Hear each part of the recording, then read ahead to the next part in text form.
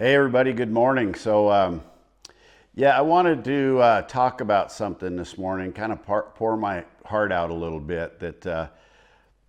This thing I want to talk about, it's so important, especially for those of you that are 55 and over out there. And the theme, I guess, the topic I want to talk about is something that I call drift. And so what I mean is, if you're 55 and older, either you experience this personally, or people where they take those first couple steps after they get up from the dinner, and they kind of, a little bit hesitant, and they're kind of bent over a little bit, and it's those little things that they seem so insignificant at the time, but what's happening is those little things, and I know that you've all felt them. I know that you have, and there's a million examples of that, but that's what concerns me the most is, these things where we start to deteriorate. They begin with a nudge, like a little, almost begins with the knowing that that's different. And then maybe there's this little nudge, something happens, or something gets a little more severe. And if you don't pay attention to it, those are the things that turn into a shove. And eventually then you fall, or you have the heart attack, or you have the stroke, or all of a sudden you're diabetic, which is just crazy because you don't get that way overnight, right? So that's what I'm talking about, this little bit of a drift. If you've ever been fishing on a river in a drift boat, that's what I'm talking about. You're not paddling, you're not doing any work, you're just kind of drifting down the stream, but you're getting farther from where you started, right? And that's what this is. And so this drift, you just get a little bit softer. You can feel it. When you look in the mirror, you can see it, you can feel it. You kind of get addicted to comfort a little bit more than you used to. There's less challenge in your life, and you're kind of less mission oriented. You're just kind of rolling along, and I get it. A lot of people think, well, I worked hard my whole life, and I deserve to slow down. Well, you do in certain areas, but you don't deserve to slow down to the point where it starts affecting your vitality and your capability. That's not what you should strive for. So a lot of these guys, they still see themselves, right? Their identity as this young person still growing and gaining wisdom, when everybody else around them sees them, kind of bent over and take a few short steps when they first get up from the couch or from the table in a restaurant.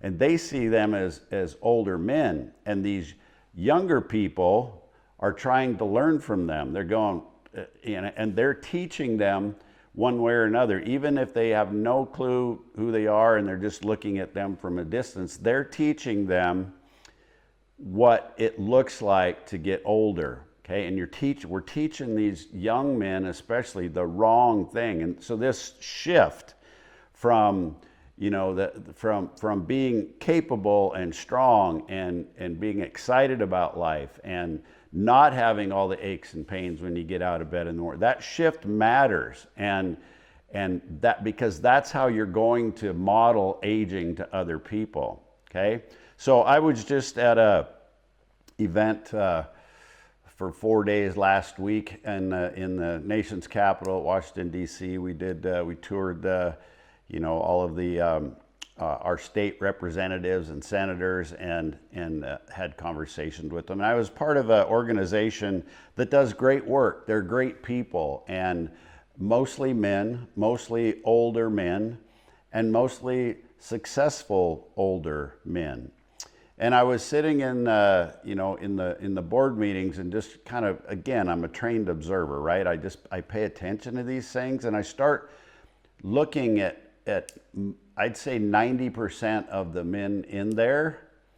And to me, I would say that they were all, it's not even a question, they were all overweight and out of shape. Probably average of 20, 30 pounds, some of them 50 to 100 pounds overweight. And they're, like say, they're successful people, and they get stuff done, and they're, making policy for lots of other people. They're successful by all metrics except the one that to me matters the most, and that's capability, physical capability. And these people are mostly outdoorsmen, hunters, fishermen, and so you would think that they would kind of notice that and want to be in the best shape of anybody.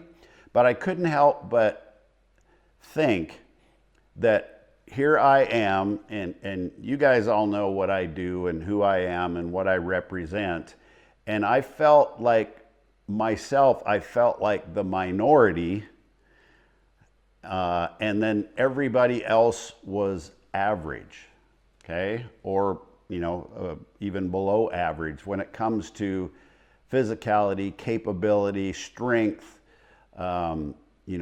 purpose, resolve, all of those things. I mean, when you go to Washington, D.C., the first word that comes to mind is independence. And you go, tour the National Archives, and you look at all these documents, and they are all founded on that one thing of independence. Yet these other men that I looked at were so vulnerable, it wouldn't take hardly anything at all physically to happen to them for it to literally take them out. I mean, to the point where they may not bounce back from that, because we need to develop this reserve capacity. Something is going to happen. Things are going to happen in your life, and you need to have that reserve capacity for when that happens. You have the ability to bounce back. Yeah, you may go backwards for a little bit, but you're still already ahead of the average, right? You're still already ahead of what it should look like. And I can speak to this personally, and I know there's a lot of new people on this channel, and a lot of people that don't know my story, and I don't want this to be about me or my ego or anything like that, but this is why I'm so passionate about it, because I was out of the blue slapped in the side of the head and given this diagnosis of a rare blood disorder that will take a lot of people out. It will at minimum severely impact the way they live the rest of their life, and a lot of people it's a death sentence. And because I had done the work and developed the reserve capacity ahead of time, both mentally and physically, it didn't set me back at all. In fact, I think it gave me more passion to help other people do the same thing, because most people don't have anything that severe. So if I could take these people that were still able to do a few things and teach them the principles that they need to learn, just those few little behaviors. You don't have to change your whole life. And some people think that, well, I just don't want to spend 2 hours a week in the gym, or I don't want to do all these things. And I'm telling you, I've worked with so many different people in so many different ways of life. People that live out in the middle of nowhere, and there's no gym within 100 miles, and people that are executives flying around in jets. There's ways to navigate all of that stuff, so you can choose strength, which means you're choosing independence, and that gives you options. Okay, that gives you options. When the thing happens in your life, it's like, all right, I got this. Not only does it give you the skill set to maximize your physical and mental capability, but it also gives you options when it comes to everything else in your life. And also it helps you set bigger, loftier goals.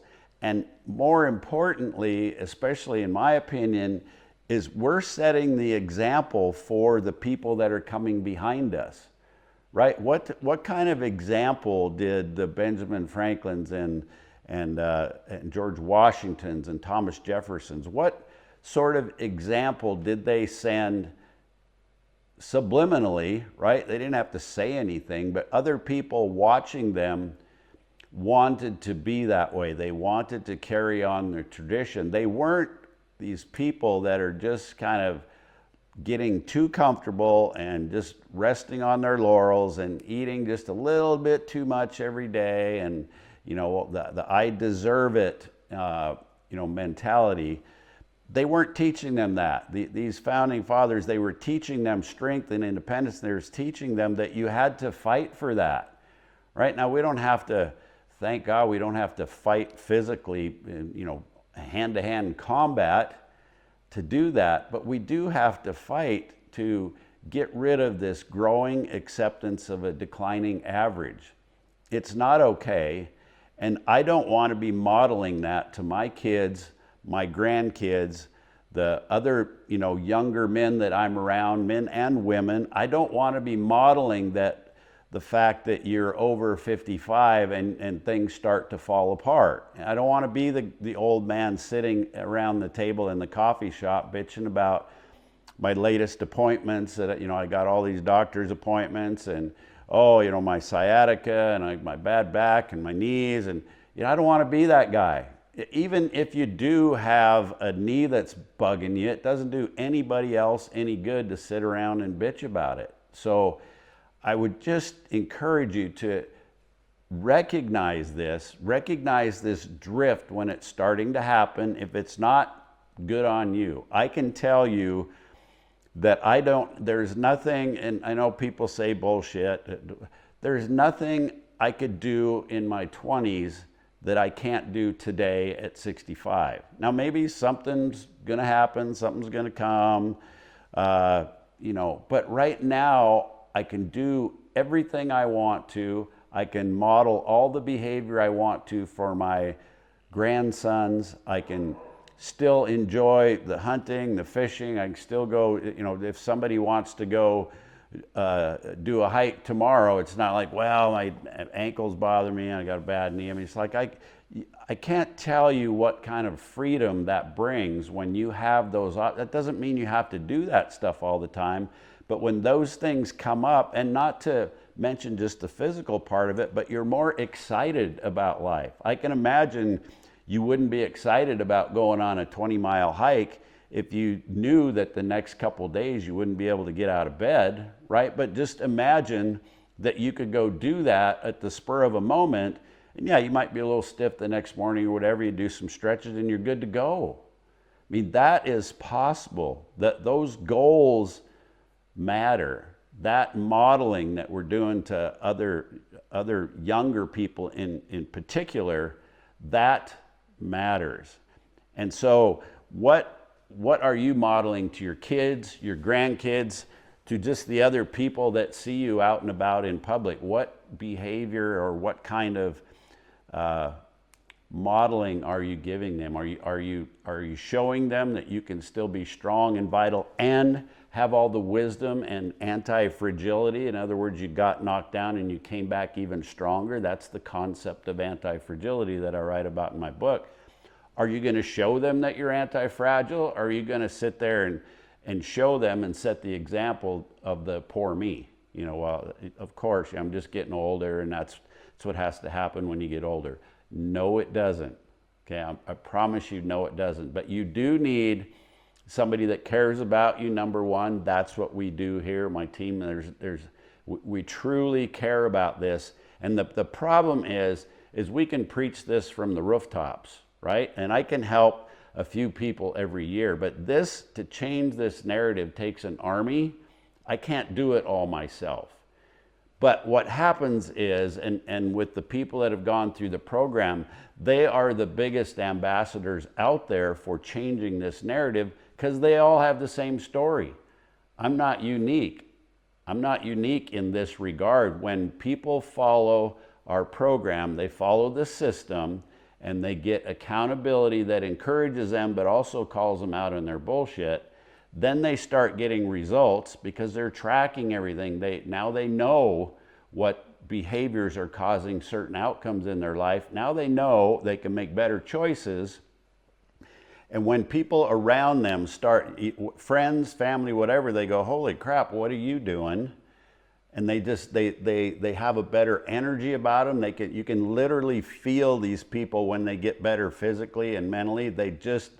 vibrate at a higher level. You can actually feel their presence when they walk into the room. When we have a whole cadre, a whole regiment of men doing that, that's when we can change this narrative. So I would encourage you to join us, to see what you're capable of still. I don't care if you've had, you know, car wrecks and horse accidents or used to ride broncs or whatever. I don't care about any of that. Yeah, it may be another path that takes a little bit longer, but I promise you we can still get there. So I appreciate you listening today.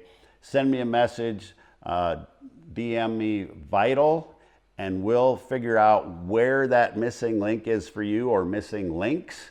We'll steer you in the right direction, and let's go create a group of men that blows up this bullshit narrative, that this growing acceptance of a declining average, that this fat and out of shape and